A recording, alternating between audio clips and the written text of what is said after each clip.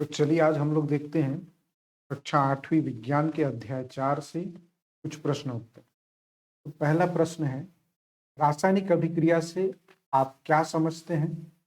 तो उत्तर है, जब एक या एक से अधिक पदार्थ आपस में क्रिया करके नया पदार्थ बनाते हैं तो ऐसी अभिक्रिया को रासायनिक अभिक्रिया कहते हैं। जैसे कार्बन और ऑक्सीजन आपस में मिलकर के कार्बन डाइऑक्साइड बना रहे हैं। यह एक नया पदार्थ है, इसलिए यह अभिक्रिया एक रासायनिक अभिक्रिया है। चलिए दूसरा प्रश्न देखते हैं। मोमबत्ती का जलना एक रासायनिक अभिक्रिया है। इस अभिक्रिया से जुड़े संभावित लक्षण लिखिए। उत्तर है, मोमबत्ती का जलना एक रासायनिक अभिक्रिया है क्योंकि मोमबत्ती का निर्माण मुख्यतः पैराफिन मोम से होता है, जिसका प्रमुख घटक कार्बन है। अर्थात जो मोमबत्ती होता है वह कार्बन की बनी होती है। मोमबत्ती के जलने पर कार्बन ऑक्सीजन से मिलकर कार्बन डाइऑक्साइड बनाता है। जब हम मोमबत्ती को जलाते हैं तो कार्बन ऑक्सीजन के साथ जल करके कार्बन डाइऑक्साइड गैस बनाता है, साथ ही हमको ऊष्मा और प्रकाश भी देता है। तो इस तरह से यहाँ पर कार्बन डाइऑक्साइड गैस नया पदार्थ बन रहा है, इसलिए मोमबत्ती का जलना एक रासायनिक अभिक्रिया है। साथ ही कुछ अन्य लक्षण हैं, जैसे अवस्था में परिवर्तन, गैस का बनना, ये कार्बन डाइऑक्साइड गैस बन रहा है। अवस्था में परिवर्तन हो रहा है, कार्बन ठोस होता है, ऑक्सीजन गैस होता है, दोनों मिलकर के कार्बन डाइऑक्साइड गैस बना रहे हैं, तो अवस्था में भी परिवर्तन हो रहा है। तीसरा, ऊष्मा परिवर्तन, हमें कार्बन को जलाने के लिए ऊष्मा देना पड़ रहा है, इसलिए यह एक ऊष्माशोषी अभिक्रिया भी है। ऊष्माशोषी अभिक्रिया भी है। तो इस तरह से मोमबत्ती का जलना एक रासायनिक अभिक्रिया है। आइए प्रश्न क्रमांक 3, अभिकारक तथा उत्पाद किसे कहते हैं? उदाहरण सहित समझाइए। उत्तर है, किसी रासायनिक अभिक्रिया में भाग लेने वाले पदार्थ अभिकारक कहलाते हैं तथा अभिकारकों की रासायनिक क्रिया के फलस्वरूप बने नए पदार्थ उत्पाद या क्रियाफल कहलाते हैं। तो ऐसे पदार्थ जो रासायनिक अभिक्रिया में भाग लेते हैं उन्हें अभिकारक कहा जाता है, और रासायनिक अभिक्रिया के फलस्वरूप जो नए पदार्थ बनते हैं उन्हें उत्पाद या फिर क्रियाफल भी कहा जाता है।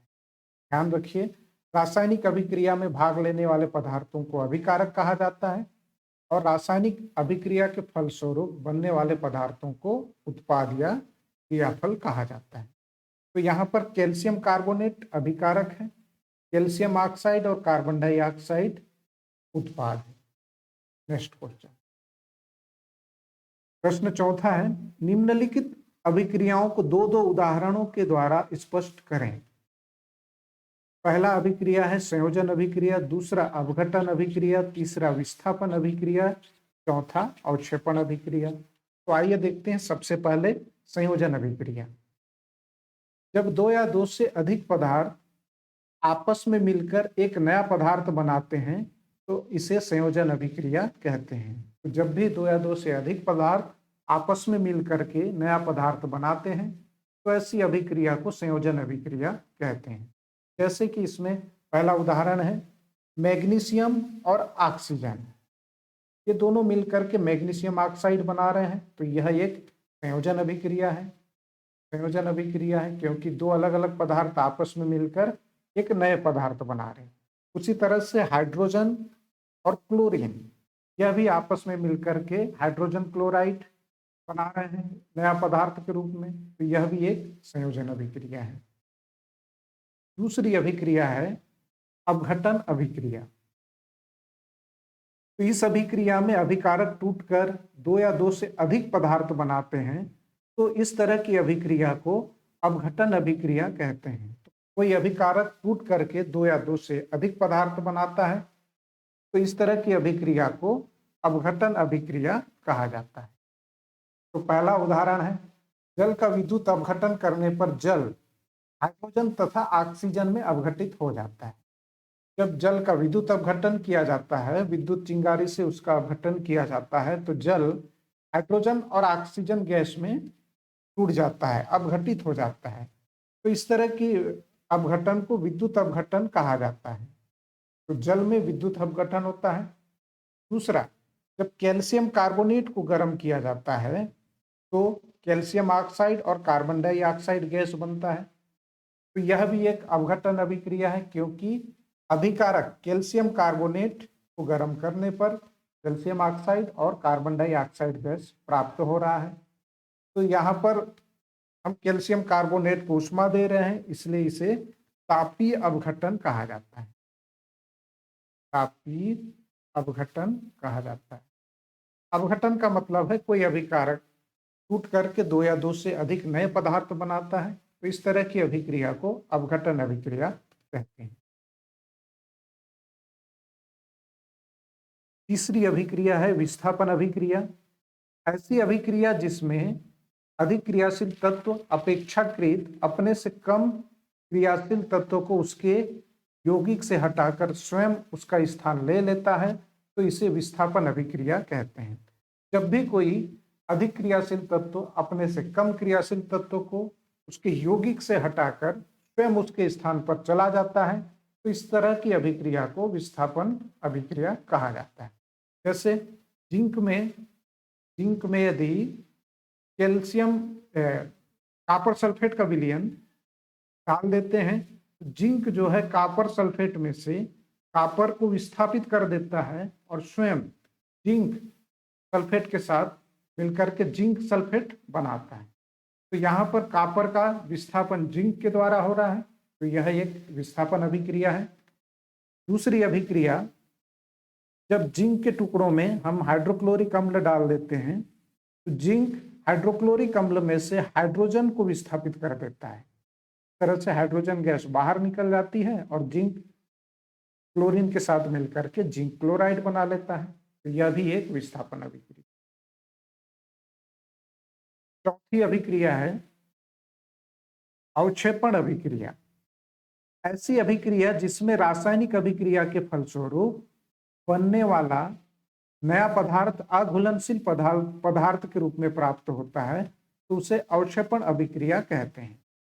तो ऐसे अभिक्रिया जिसमें कोई अघुलनशील ठोस पदार्थ बनता हो, तो ऐसी अभिक्रिया को अवक्षेपण अभिक्रिया कहते हैं।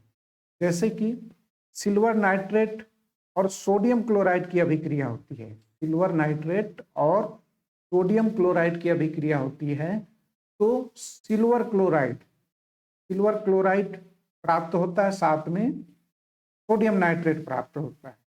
तो यह जो सिल्वर क्लोराइड है यही अवक्षेप है, यही वह अघुलनशील पदार्थ है। तो इस तरह से जिसमें कोई अवक्षेप, जिसमें कोई अघुलनशील पदार्थ बनता हो, तो इस तरह की अभिक्रिया को अवक्षेपण अभिक्रिया कहते हैं। दूसरा, जब हम चूने के पानी में कार्बन डाइऑक्साइड गैस प्रवाहित करते हैं तो चूने का पानी दूधिया हो जाता है, तो इसमें भी कैल्शियम कार्बोनेट अवक्षेप के रूप में प्राप्त होता है। तो यह भी अवक्षेपण अभिक्रिया है। चलिए आगे देखते हैं। प्रश्न क्रमांक 5, चूने का पानी बनाकर उसे खुला छोड़ दिया जाए तो अगले दिन उसमें क्या परिवर्तन होगा और क्यों? यदि चूने का पानी बनाकर उसे खुला छोड़ दिया जाए, उत्तर है यदि चूने का पानी बनाकर उसे खुला छोड़ दिया जाए तो चूने का पानी वायुमंडल में उपस्थित कार्बन डाइऑक्साइड के संपर्क में आकर उससे अभिक्रिया कर लेता है, जिससे अघुलनशील कैल्शियम कार्बोनेट बनता है, जिसके कारण चूने का पानी दूधिया हो जाता है। जब हम चूने का पानी बनाकर बाहर छोड़ देते हैं तो वायुमंडल से कार्बन डाइऑक्साइड गैस आकर चूने के पानी से अभिक्रिया कर लेता है और कैल्शियम कार्बोनेट अवक्षेप प्राप्त होता है, जिसके कारण चूने का पानी दूधिया हो जाता है, साथ में पानी भी बनता है।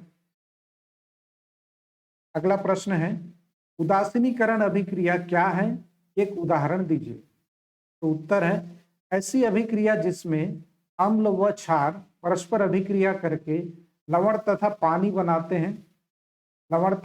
बनाते हैं, तो उसे उदासीनीकरण अभिक्रिया कहते हैं।